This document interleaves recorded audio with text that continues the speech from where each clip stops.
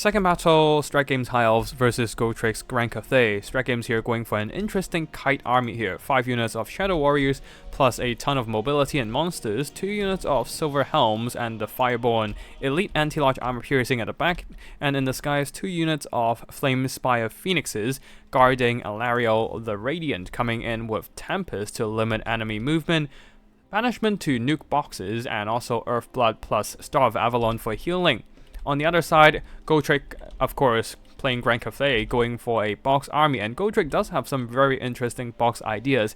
In this battle, a front line of Jade Warriors plus a bunch of Peasant Long Spears guarding 3 units of Grace of Kuei Ying and other Celestial Dragon Crossbows, providing some solid counter fire against the High Elf Archers. Especially they have heavy armor and shields, further mitigating any incoming missile damage. In the skies, some mobility. Onyx Crowman, 2 units of them, and supporting the Dragonblooded Shugengan Lord, a single Celestial Lion, providing a bit of leadership debuff and removes immune to psychology with the Fearsome Roar. The Dragonblooded Shugengan Lord does have some spells, but, well, with only a single Dragon's Breath to nuke enemy infantry.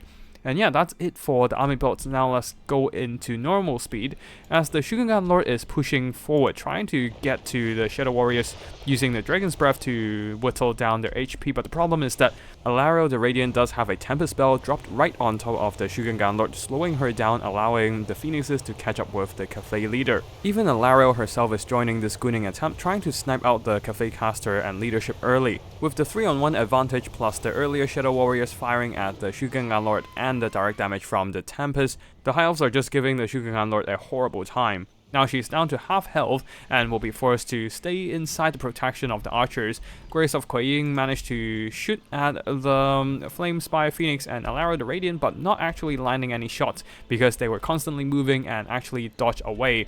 Well, actually, while we were focusing on the other engagement, the Onyx Crowman over here got absolutely shredded by the Shadow Warriors, doing some really good damage overall already. Now a spell is coming in, ability is coming in, the Mark of Ying, lowering the missile resistance, missile block chance, and armor of the Shadow Warriors. Not that it matters much anyways.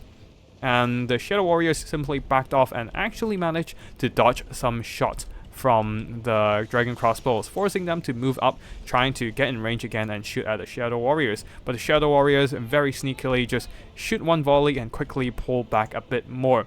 And because they outrange the Celestial Dragon Crossbows by 20 range, they can actually get the shot onto Celestial Dragon Crossbows without getting shot back. Another Tempest onto the Dragonblooded Shugengan Lord, getting a little bit too ahead of herself, now exposing her to the charge of the double Flame Spire Phoenix. Alariel the Radiant drawing away the shots from the Dragon Crossbows here, while Flame Spire Phoenix attempting to get close to snipe out the Dragonblooded Shugengan Lord, but just a little bit too risky here with the Dragon Crossbows aiming at them, so they decided to fall back, while the Onyx Crowman trying to drive back the Shadow Warriors, but falling victim to the counterfire, taking substantial losses throughout the process. Alariel masterfully dodging those crossbow shots, while the Celestial Lion pushing ahead, trying to keep the High Elf forces at bay. One of the Celestial Dragon Crossbow is down to less than half health, being heavily targeted by Shadow Warriors, and the Flame Spire Phoenix are now going straight after the Dragonblooded Shugengan Lord. Perhaps it is better for her to just drop down on the ground and get protected by the Dragon Crossbows, but right now the Dragon Crossbows themselves are falling victim to enemy kiting firepower. The Shadow Warriors are firing in. One of the Dragon Crossbows are almost being finished off, while the others are trying to fire back, but they are just barely in range to shoot at the Shadow Warriors. They will now be firing at the Flame Spire Phoenix instead, and because the Flame Spire Phoenix are constantly moving, it is very hard for the Dragon Crossbows to land a hit. Very nice juking from Stratgames here. Celestial Lion also flying around, luring out some shots from the Shadow Warriors, so the Shadow Warriors decided not to shoot at this Cathay monster and instead whittle down the health of the Grace of Kuei Ying instead. Now the Dragonblooded Shugengan Lord once again moving up with the support of the Onyx Crowman, dropping in a Dragon's Breath attack, but a bit of miscast damage earlier, just dropping her HP even lower, and she is severely damaged, less than a quarter of HP left. Another Tempest and she might actually get finished off by Alariel the Radiant. On the far side there, the Shadow Warriors are taking some counterfire damage from the Grace of Kuei Yin, and the Fireborn also getting shot point blank by the Celestial Dragon Crossbow's AP fire. However, they managed to do some pretty good impact damage onto the Jade Warriors. Perhaps they will continue to cycle charge, and yeah, another Tempest onto the Dragon-blooded Shugengan Lord. She is desperately trying to return to the protection of her formation, but Alara the Radiant on her Eagle mount is here and took away the last bit of her HP, forcing her into a rout, and there goes the Kavlay leadership and Spellcaster. Dragon Princess the Fireborn are continuing their cycle charging. They actually took a lot of damage from the Overwatch fire of the Dragon Crossbows, but the AP value is still there, so the Jade Warriors will still be taking that kind of impact damage from the elite Dragon Princes. Flames by Phoenix have dove onto the ground here, finishing off the rest of the Onyx Crowman, supported by the concentrated fire of a ton of Shadow Warriors. The Celestial Lion though, plus the crossbows have been putting some hurt on the Phoenixes, forcing them to pull back. Oh, it looks like I definitely missed out the Astromancer and the Alchemist in the vicinity here. Yep, they're just on the ground with only Final Transmutation and no spell on the Astromancer. Just using him for the Spell Mastery boost and the Celestial Silk Robe defensive buffs. The burst damage from all the damage sources, including the Alchemist spell, is very nice there, forcing the Flames by Phoenix into a rout, but a very clutch rebirth, recovering enough HP to prop up the Phoenix leadership and help it quickly get back to battle. The Fireborn are almost out of gas, so the Silverhelms are taking over the cycle charging duty. Some of them are circling around to try and chase off the Grace of Kuei Yin, who has been routed earlier but now returning back to the protection of the Peasant Long Spears. The other unit of Celestial Dragon Crossbows have been routed off by the Shadow Warrior firepower. And yeah, at this point, all 3 units of Dragon Crossbows are pretty much finished off by the Shadow Warriors. But at the same time, the Shadow Warriors are out of ammo. Without ammo, they'll have to go into melee combat, and Kavlay might still have a chance of grinding down their enemies with a defensive advantage. In the skies, the Celestial Lion has taken a lot of damage throughout the process of combat, first taking the fight against the Phoenixes, and also being shot by the Shadow Warriors. Now the Celestial Lion is backing off, just trying to use the infantry instead to screen off the enemy archers. The Jade Warriors and Long Spears are moving up, but they have lost their support from the Harmony effect, as all the Celestial Dragon Crossbows have been pushed away by the High Elf Shadow Warrior firepower and will be chased off by the Mobility. In the skies, this unit of Flames by Phoenix being hit by the Fearsome Roar, not that it matters anyways, but the leadership is indeed lowered. Now the Lion lands and the Phoenixes opt out of the fight.